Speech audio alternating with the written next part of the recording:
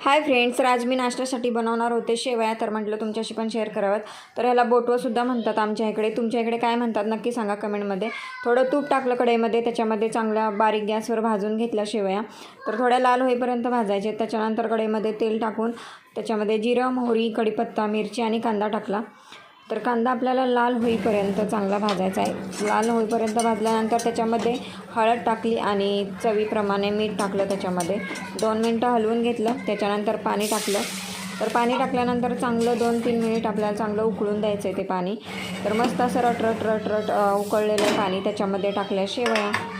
तर शेवया टाकल्यानंतर 1-2 मिनटं हलवलं आणि त्याच्यावरती ठेवायचं झाकण. तर कोथिंबीर पण ॲड केलेली मी टाकलेली आहे त्याच्यामध्ये. तर झाकण ठेवल्यानंतर 1-2 वेळा आपल्याला मधून हलवायचं आहे ते. तर मस्त अशा शेवया नाश्त्यासाठी तयार झालेत.